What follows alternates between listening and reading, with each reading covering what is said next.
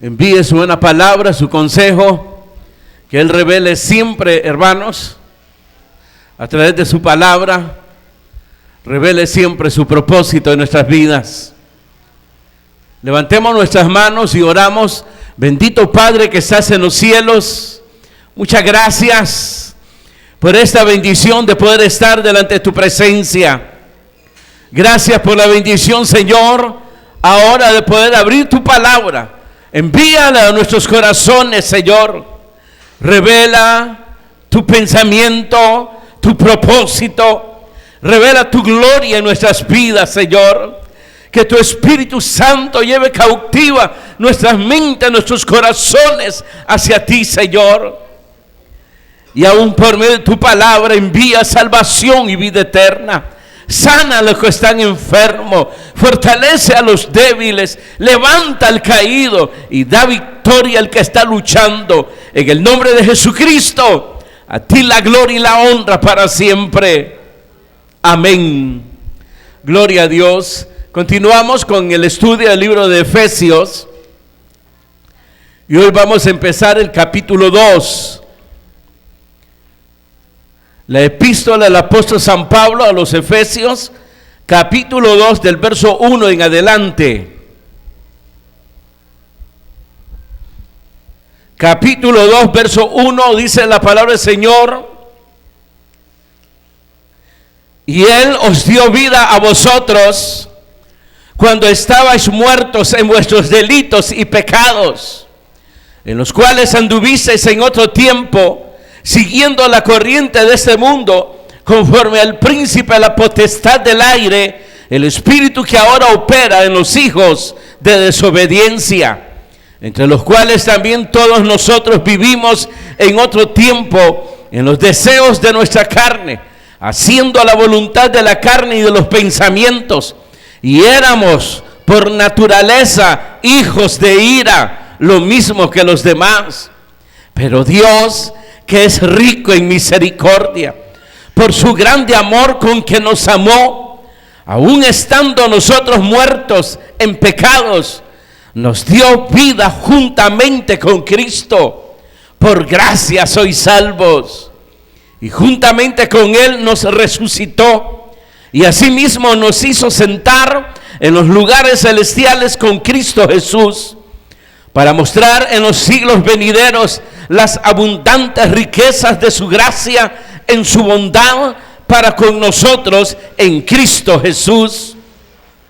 Porque por gracia sois salvos por medio de la fe, y esto no de vosotros, pues es don de Dios, no por obras, para que nadie se gloríe, porque somos hechura suya, creados en Cristo Jesús para buenas obras, las cuales Dios preparó de antemano para que anduviésemos en ellas. Amén. Gloria a Dios. Pueden sentarse, queridos hermanos.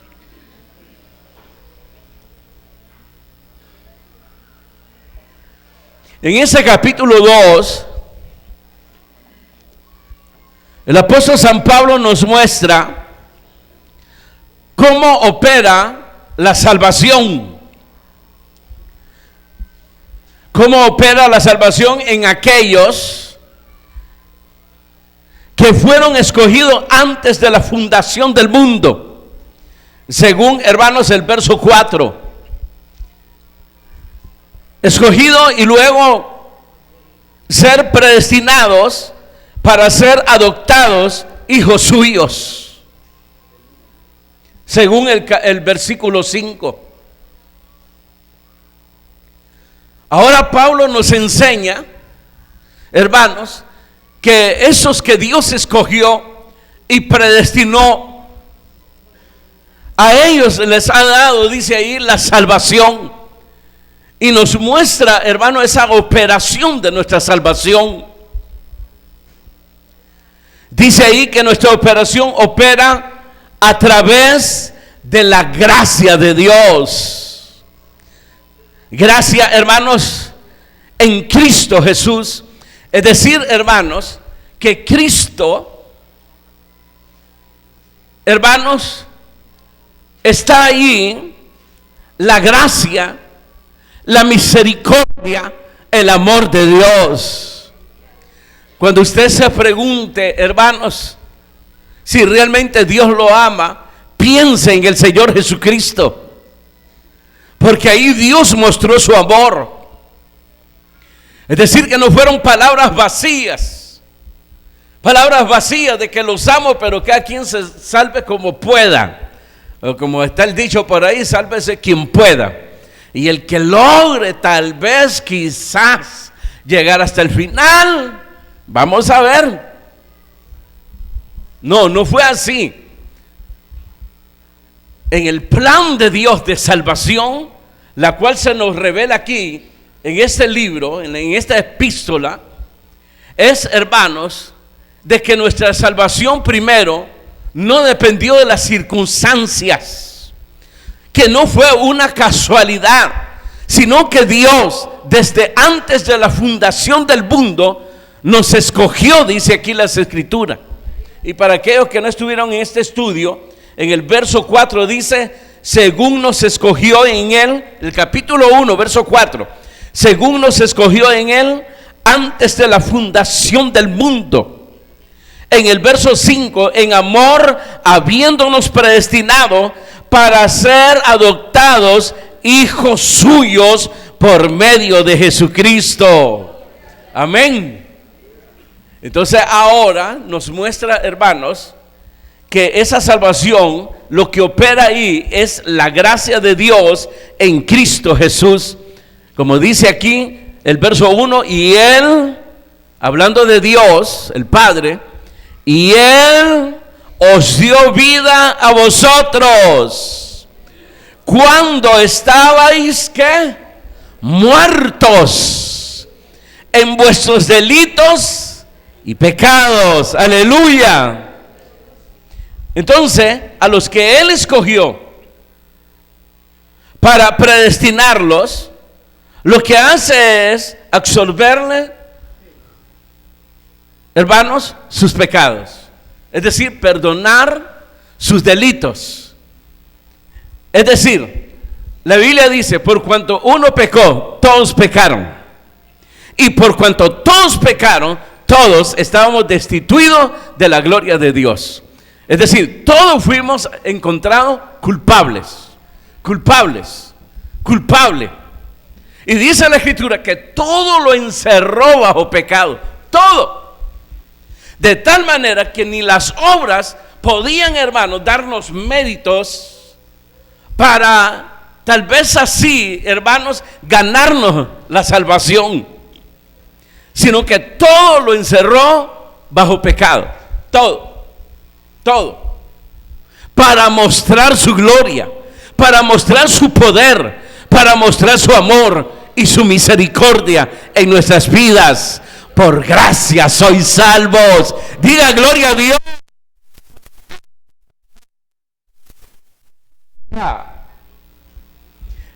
Es decir, por ningún mérito, siendo culpados, merecíamos la condenación eterna, la perdición eterna, lo merecíamos.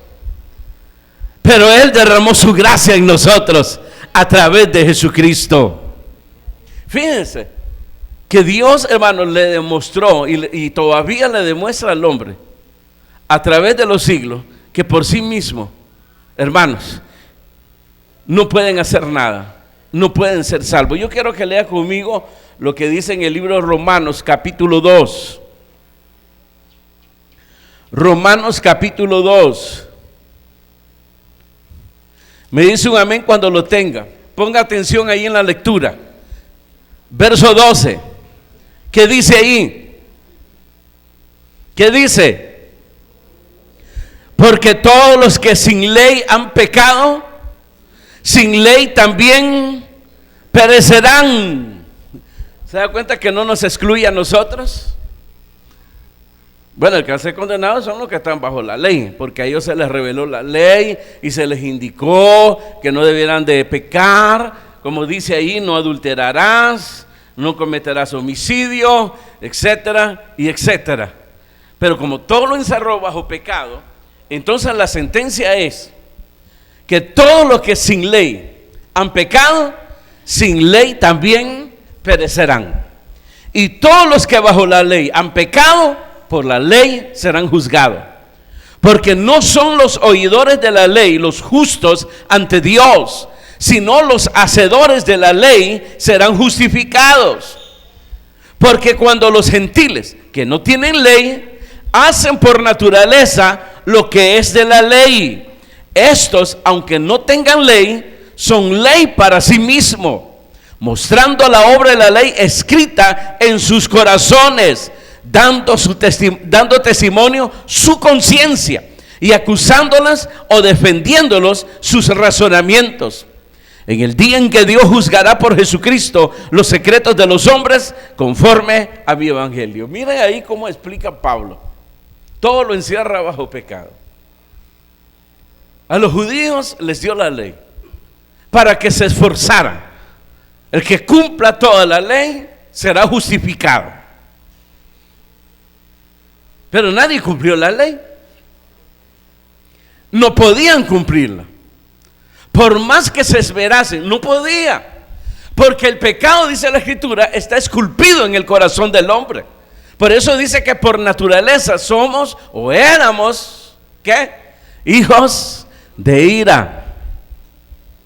Por naturaleza. El pecado nos afectó a todos.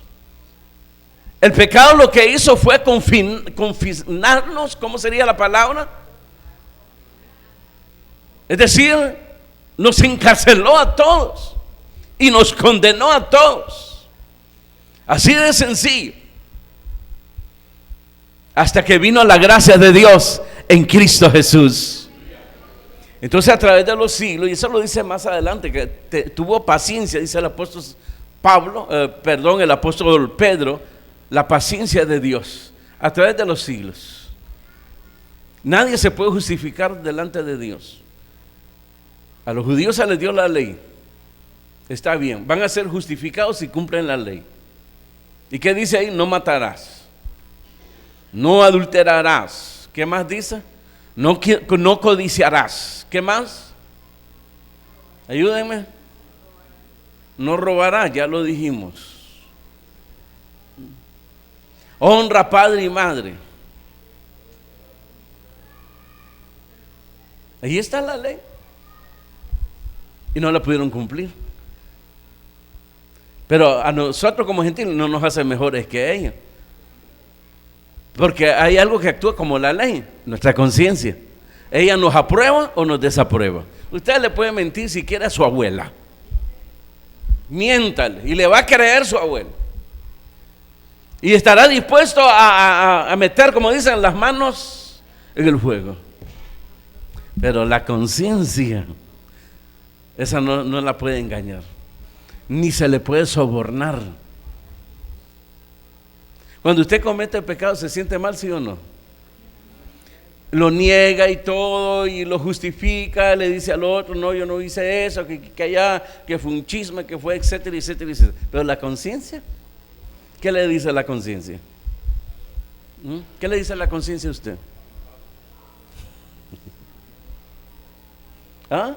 ¿Qué dice la conciencia? No, papito, no, mamita. Engañaste a medio mundo, pero la conciencia no se puede ni sobornar. ¿Cuánto querés conciencia para sentirme bien? De eso se trata la religión falsa. De querer, hermanos, ¿cómo decirle?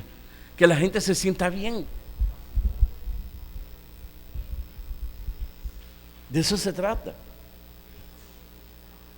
Entonces lo que hace al final, falsear los principios de Dios, que haciendo buenas obras pueden ser, hermanos, sus pecados pueden ser disculpados, absueltos. Y eso es falso, eso es mentira. Y nos muestran las escrituras, hermanos, a través de personajes. El caso de Nicodemo, un hombre, hermanos, que se mantuvo su moral, celoso de la ley, de tal manera que su palabra tenía peso. Era un ejemplo ese viejo. Sí. Pero delante de Jesús, de cierto te digo, que si no nacieras de nuevo, no puedes ver el reino de Dios. Ahí lo desnudó todo, hermano. ¿Ah? Yo siempre le he dicho, yo solo me imagino, hermano, este hombre, este maestro, como buen maestro, llegar con unos 2 de sus siervos que le lleven todos los libros, porque quería exponérselo con Jesús, que le aclarara ciertas cosas que él no podía entender, Nicodemo. Y ya se presenta, claro, eso no lo dice ahí que llegó, dice que llegó solo, de noche, por miedo. Pero no excluye el que haya llevado algunos libros. Maestro, sabemos que has venido de Dios, porque las obras que tú haces o las señales que tú haces no las haría si Dios no estuviese contigo. Es decir, el hombre había aceptado que realmente Jesús era el Mesías por las señales que hacía. Pero hay muchas cosas que quiero aclarar aquí. Pero Jesús no se lo permitió de un solo. Cuando él termina de decir, sabemos que vienes de Dios, por las obras que tú haces, las señales que tú haces, nadie las haría si Dios no estuviese con él. Y inmediatamente Jesús le dijo, de cierto te digo. Es decir, puso las cosas sobre la mesa. Olvidémonos de la diplomacia, olvidémonos de, no gastemos saliva, más que venís a escondida, ¿verdad? Esto hay que resolverlo rápido. Si no naces de nuevo, no puedes ver el reino de Dios. Lo desarmó todo. Yo lo me imagino decirle a los siervos, llévense todo y llévense estos libros fuera de aquí. Y sentarse para escuchar al maestro. El maestro viejo al maestro joven. Y ahí vino la revelación de la gracia de Dios. Diga gloria a Dios, hombre. Gracias a ese hombre nosotros tenemos esa revelación ahora, porque de tal manera amó Dios al mundo que ha dado a su Hijo unigénito, para que todo aquel que en él cree no se pierda, sino tenga la vida eterna. Así opera la gracia de Dios, de esa manera. Entonces ni por la ley podían ser justificados. Que una cosa que Dios le dijo, pueden ser justificados y serán justificados si ustedes cumplen la ley, pero no la pudieron cumplir. Usted va a ver el primer concilio, llamémoslo así, que se hizo. Allí está reflejado en el libro de los Hechos, que se reunieron los ancianos, los apóstoles, con respecto al problema de los gentiles que habían reconocido a Jesucristo como Salvador. Entonces los que tenían celos, que todavía pues estaban bajo el judaísmo, expusieron que si los gentiles querían realmente ser parte de nosotros, tenían que judaizarse, por lo menos practicar la circuncisión. Y comenzó la discusión ahí, hasta que se levantó el presidente de la junta directiva y de la asamblea. ¿Quién fue? Se esperaba que Pedro, pero no fue Pedro, fue Jacobo. Era el que precedía ahí. Y dijo, hermanos, no molestemos a los gentiles. A nosotros nos fue dado la ley y no le pudimos cumplir. ¿Cómo se la vamos a meter a ellos, a quienes no les fue dado la ley? Solamente exhortémoslos que se priven de comer la sangre de los sacrificados. Por causa, pues, hermanos, de la idolatría y todo eso que se estaba haciendo en esos momentos.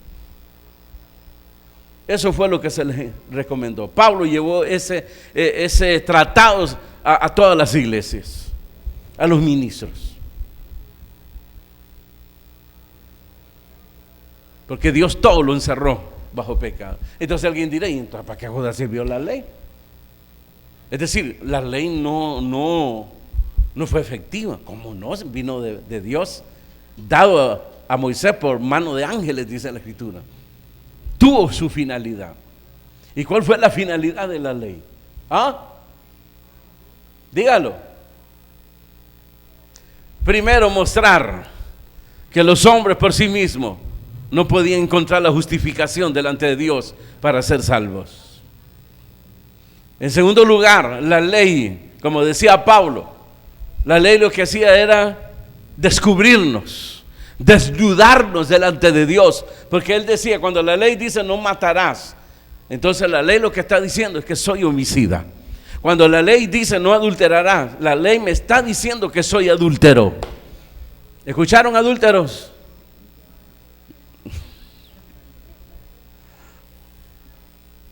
Se quedan callados, son temerosos, pero ojalá de Dios. Temen porque dirán al que tienen a la par. Pero eso es lo que dice Pablo. Y en tercer lugar, la efectividad de la ley era llevarnos a Cristo. El fin de la ley, dice la Escritura, es Cristo. De eso se trata, mostrarnos que necesitábamos a alguien, necesitamos un Mesías, necesitamos un Salvador. Eso es lo que la ley nos está diciendo. Y les decía a los judíos, necesitan de un Salvador, necesitan de un Mesías. Por eso en Daniel, hermano, cuando se da la revelación de la restauración de Israel, dice que el Mesías restaurará primero lo espiritual, que hará la remisión de pecados. Vino a resolver el pecado. De eso se trataba.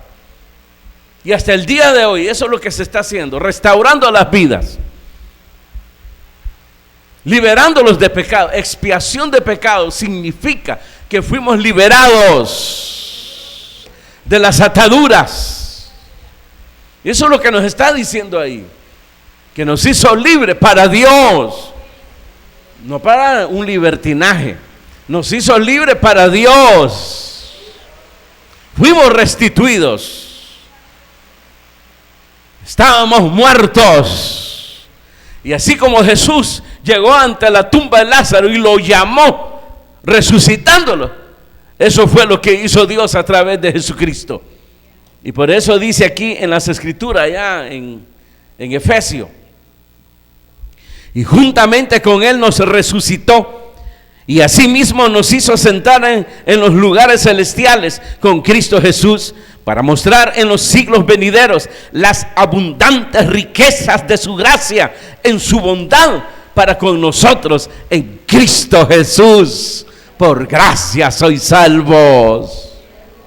Amén. Ahí está el misterio que fue revelado. Un misterio que era y que es hasta el día de hoy para el pueblo judío.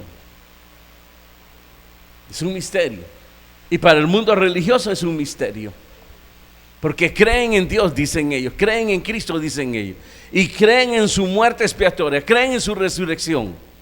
Sin embargo, no lo entienden. Sus conductas, su proceder nos hace ver que no han entendido. Así de sencillo. Entremos a los detalles. Verso 6. Y juntamente con Él nos resucitó, y asimismo nos hizo sentar en los lugares celestiales con Cristo Jesús, para mostrar en los siglos venideros las abundantes riquezas de su gracia en su bondad para con nosotros en Cristo Jesús, vueltos a la vida con Dios. Estábamos muertos en nuestros delitos y pecados. Es decir, que fuimos encontrados culpables, y Él nos absolvió perdonando nuestros pecados, nuestros delitos, y nos hizo libre del pecado para darnos la salvación. El verso 2, en los cuales anduvisteis en otro tiempo, siguiendo, fíjense cómo estábamos muertos, siguiendo la corriente de este mundo, conforme al príncipe de la potestad del aire, el espíritu que ahora opera en los hijos de desobediencia, entre los cuales también todos nosotros vivimos en otro tiempo en los deseos de nuestra carne, haciendo la voluntad de la carne y de los pensamientos, y éramos por naturaleza hijos de ira, lo mismo que los demás. Ahí está revelado cuál era nuestra condición delante de Dios como pecadores, siguiendo la corriente de este mundo. Muchos cristianos están siguiendo la corriente de este mundo. Muchos. En vez de tomar los principios de Dios y ponerlas en práctica en su vida, ponen en práctica otras cosas y se llenan de prejuicio. Con filosofías que aparecen ahí en internet. Es verdad, hay que ser tonto. Eso es cierto. Y como les dije, personas que escribieron esas cosas o dijeron esas cosas son perdedores. La mayoría de ellos se suicidaron. ¿Por qué va a seguir usted una persona que fracasó? Pero usted lo hace y lo baja, qué lindo. Eso es lo que yo decía. Siguiendo todavía la corriente de este mundo. Y me atrevo a decir, muchos cristianos todavía siguiendo los horóscopos. ¿Mes de qué estamos? ¿En qué mes? Abril. ¿Cuál es el signo de abril? No tengan problema. De tomo ya pecaron. Confiese su pecado. ¿Cuál es el signo? ¿Alguien me ayuda? ¿Ah?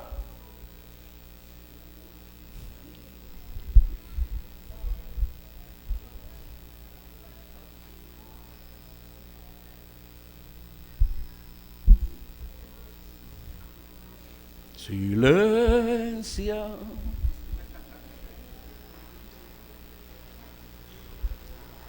Órale, toro. Un gran silencio. Triste, ¿no? Miren, lo escuchan ahora y mañana se van a dar cuenta que están buscando horóscopo y buscando filosofía, menos la palabra de Dios. ¿Qué los guía a ustedes? No que a los que los debe de guiar como cristianos. En eso estamos claros todos, hasta el hijo del diablo, que tiene que ser la palabra de Dios. Pero en la práctica no siguen la corriente de Dios, sino la del mundo. ¿Pero por qué sucede eso? Conforme al príncipe de la potestad del aire, el espíritu que opera en los hijos de desobediencia. Ahí está clarísimo que el que sigue la corriente de este mundo, el espíritu, está hablando de Satanás, lo tiene influenciado y están siendo influenciados, y esta operación está en los hijos de desobediencia, no en los hijos de Dios. Así de claro, influenciados por Satanás con tantas mentiras, poniendo las cosas como verdad y como que si fueran de Dios. Una mezcla que hace ahí.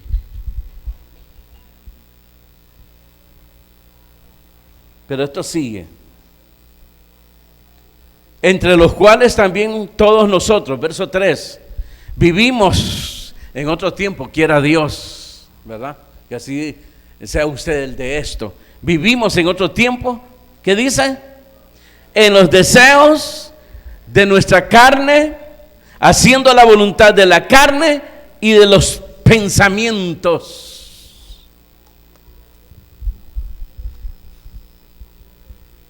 La Biblia dice que toda raíz de amargura es pecado y la paga del pecado es la muerte. Pero muchos obedecen precisamente su carne, la voluntad de su carne y de sus pensamientos. Y se llenan de prejuicio y les vale jocote. Y buscan respaldo bíblico.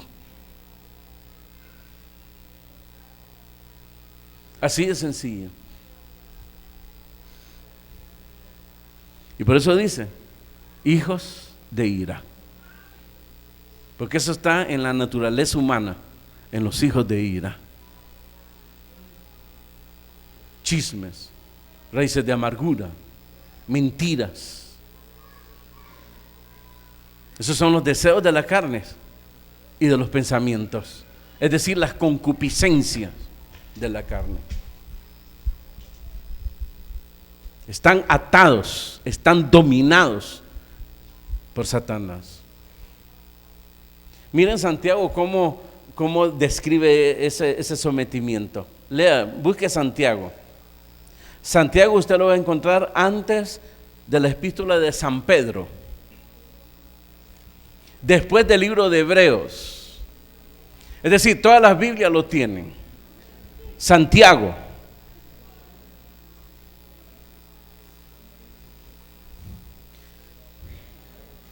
Capítulo 1, verso 12.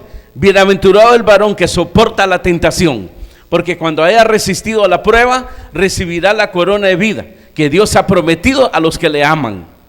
Cuando alguno es tentado, ¿qué dice ahí? Cuando alguno es tentado, verso 13, no diga que es tentado de parte de Dios, porque Dios no puede ser tentado por el mal, ni Él tienta a nadie, sino que cada uno es tentado cuando de su propia concupiscencia, ¿qué dice?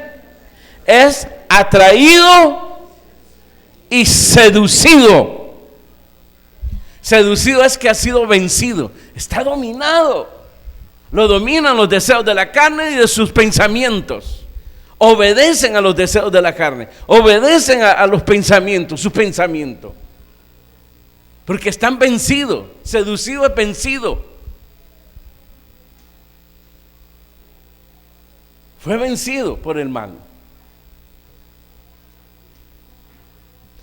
Es decir, que cuando, hermanos, viene aquí la atracción, ahí hay que huir antes de ser vencido. Porque todos podemos tener atracción. Ustedes han sido atraídos por algo, ¿sí o no? ¿Sí o no? ¿Sí o no? ¿Sí o no?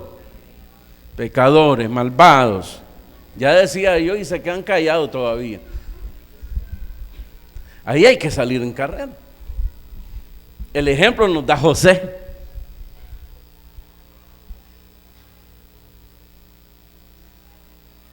La mujer lo agarró. Él luchó y salió huyendo. Y cuando salió huyendo, la ropa de donde lo había agarrado la mujer le quedó en sus manos. Y enojada por haber sido desechada, ella se ofendió y lo acusó falsamente con su esposo. Y ahí fue metido en la cárcel José. Pero ahí puede ser una persona huyendo. Mejor que digan aquí corrió que aquí quedó. A ustedes les encanta quedarse, porque han sido vencidos, seducidos. Entonces, ¿qué dice la Escritura? Verso 15. Entonces, la concupiscencia, después que ha concebido, da a luz el pecado. Y el pecado, siendo consumado, da a luz la muerte. Amados hermanos míos, no erréis. Toda buena dádiva y todo don perfecto desciende de lo alto, del Padre de las luces, en la cual no hay mudanza ni sombra de variación. Amén. Esa es la lucha espiritual. No satisfagáis los deseos de la carne. Esa es la lucha espiritual. Porque los deseos de la carne van contra los deseos del espíritu. Y se entreponen así para que no hagan ustedes lo que quieran. Pablo lo explica una vez diciendo, dice, lo bueno que yo quiero alcanzar, no lo hago, sino que termino haciendo el mal. Y dice, ¡ay de mí! Pero luego dice, pero gracias al Señor, dice, a Dios, que nos dio a Jesucristo. Él es el que nos da la victoria. Pero si nosotros nos sometemos a Él, si le obedecemos, y para obedecerle y someternos hay que ser humildes.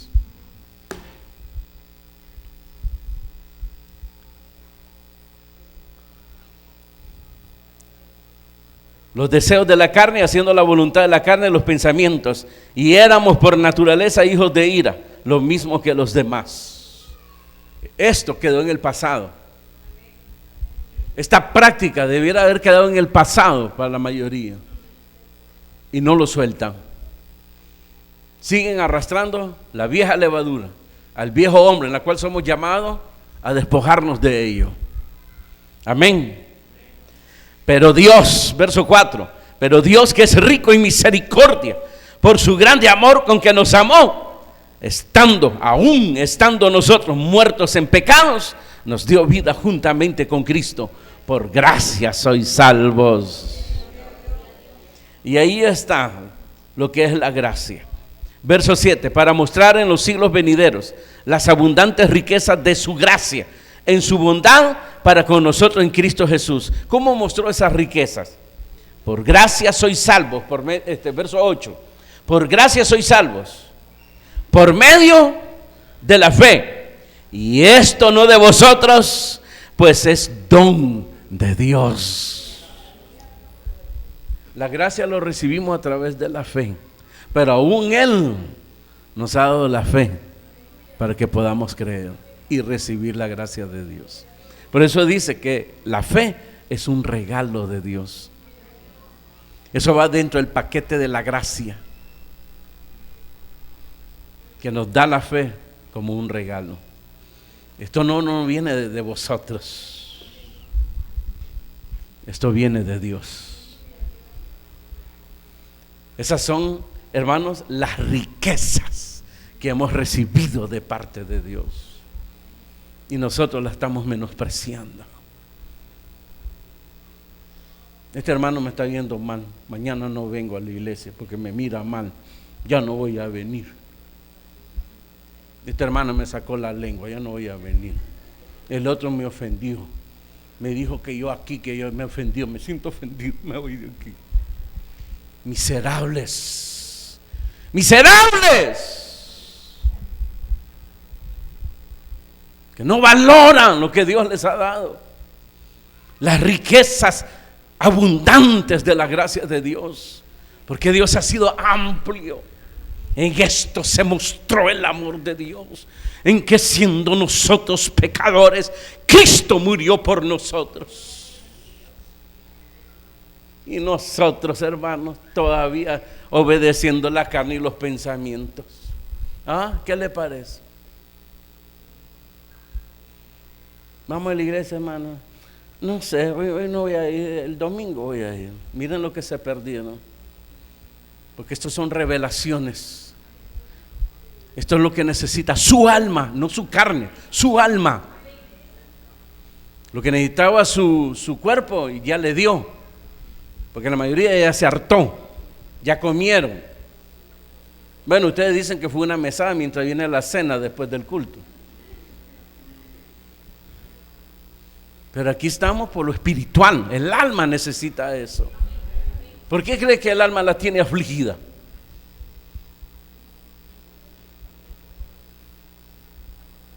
Porque usted lo tiene así comprimido, obedeciendo precisamente a los deseos de la carne y de los pensamientos. Por eso no tiene paz. Por eso. Y todo está mal, todo lo mira mal.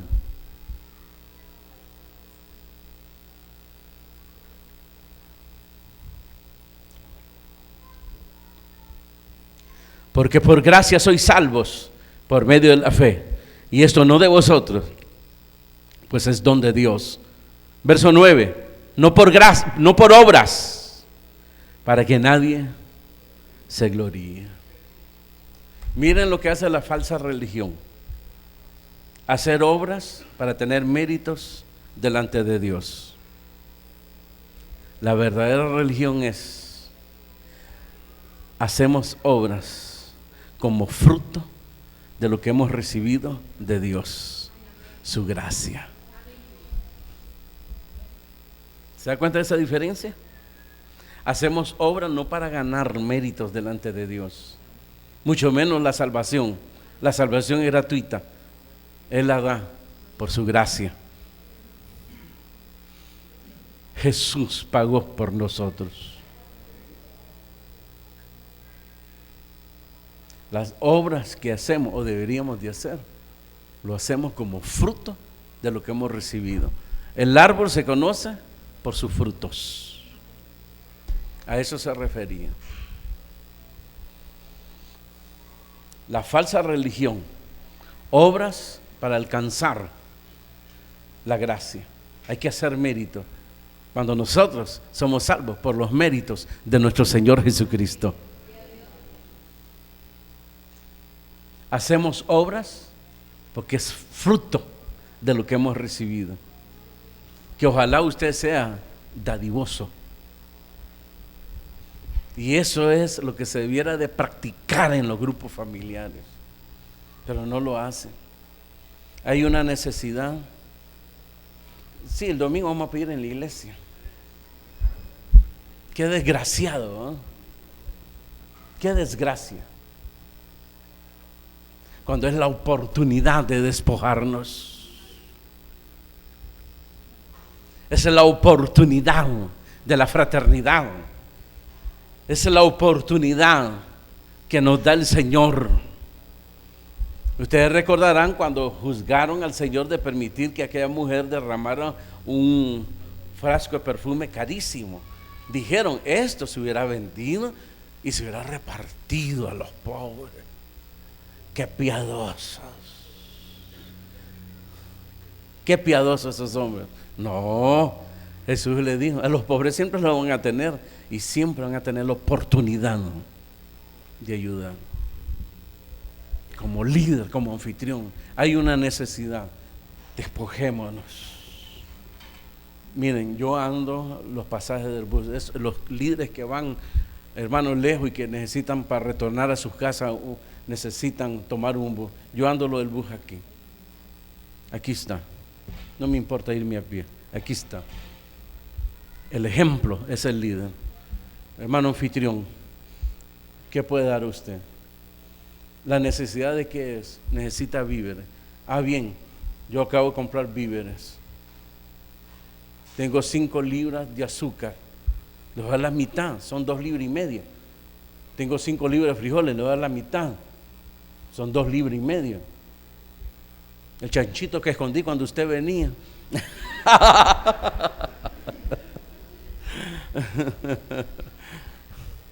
Así es como se hace y se comparte con nosotros. Aún no se dice quién es la persona que tiene necesidad porque es muy feo. Pero no, en la iglesia pidamos, ¿verdad? ¿Saben lo que están haciendo con eso ustedes? No le están dando oportunidad a los cristianos, al pueblo que usted le está enseñando, a que ellos abran las ventanas de los cielos. Porque la Biblia dice que dando es como se recibe. ¿Usted quiere recibir de Dios? Hay que dar. Así se hace. Yo a los hermanos les conté una experiencia, hermano, que fue una experiencia dura. En una situación tan difícil que me encontré, que me vi obligado a ir donde mi madre a pedirle, hermano, una taza de frijoles, hermanos, y de azúcar y unos sobrecitos de café. Nunca lo había hecho y me vi obligado porque tenía una hija. Voy y regreso. ¿Qué estaba pasando en ese momento? Además de mi profunda necesidad, en el grupo se estaba orando por un hermano que se había matado trabajando en una empresa y no le habían pagado y no le querían pagar. Era un soldador que se metía en los trompos aquellos de mezcla de cemento. Él se metía a soldar, ese era su trabajo, y le debían varios meses y ya se le querían hacer pues como dicen, los locos. Y él pedía oración y orábamos, que el Señor le abriera puertas para que le pagaran y todo eso, que Dios tocara el corazón y todo eso. Ese día, hermano, con esa necesidad, yo regreso a la casa y a hacerle pues la comida a la niña, cuando de repente tocan la puerta. Era un hermano y me dice: hermano, disculpe que lo moleste, hermano, del grupo, no tengo que comer, no sé si tiene algo ahí. Ahí está. ¿Verdad? Y el pensamiento, Dios proveerá. Y se fue el hermano. Y yéndose el hermano, ¿Y ahora qué damos? Abrimos la puerta, era el hermano, con un montón de bolsas. Había pasado por el súper. Y me dice, hermano, yo sé que usted no necesita esto.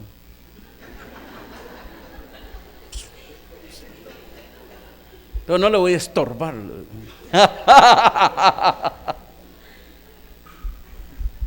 Y cuando se fue, hermano, me da la mano y sentí el bulto ahí. Le habían pagado todo, hermano. ¿Qué tal si yo no doy eso? ¿Ah?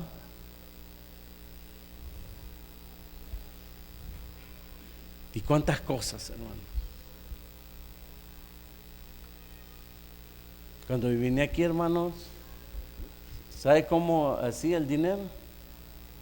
A las 5, todos los buses, yo creo que iban a guardar a las 5, en los 90, tal vez alguien se acuerde.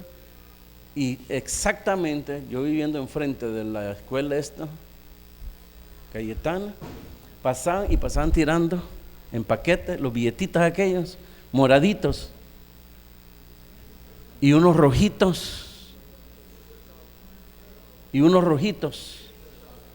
yo los recogía, bastante, los pasaban botando. Yo iba al banco a cambiar.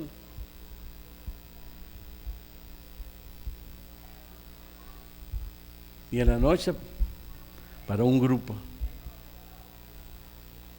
llevaba a la pequeña así, y ella miró un papel y le hizo así al papel.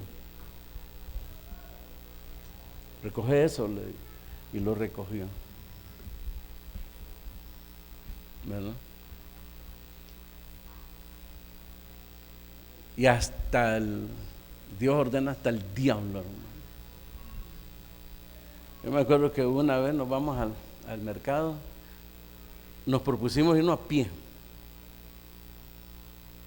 Y teníamos amigos, hermanos que venían a la iglesia que manejaban,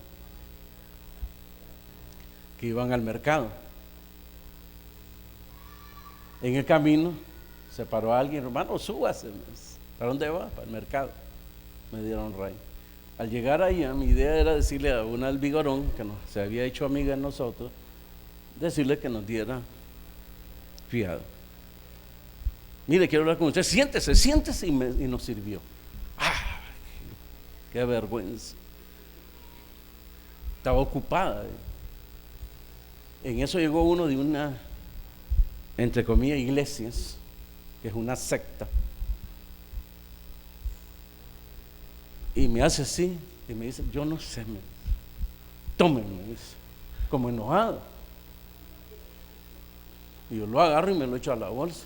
Y se levantó y se fue corriendo. Y yo, que no sea un animal que me vaya a picar, que no sea una bomba. Viene mi hija y lo saca, $100. En aquel entonces, $100. ¿Ah? Y este diablo, dije, Señor, gracias. Pero en los grupos, siendo ejemplo. Y eso lo saben los primeros que estuvieron en los grupos, cuando empezábamos. Los grupos son la oportunidad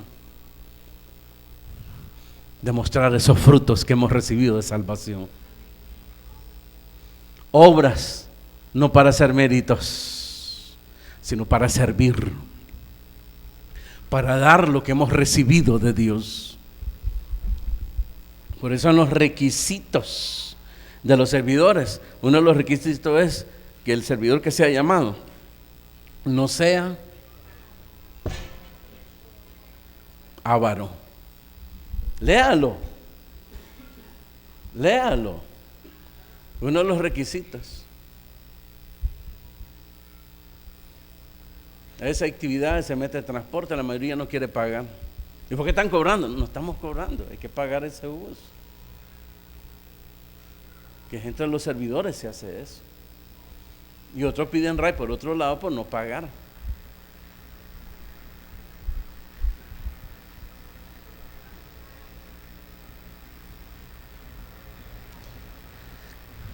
Basta eso. Y echemos a andar esos frutos que muestran lo que Dios nos ha dado. Y amemos al prójimo, amemos a los hermanos y dejemos de mentirles.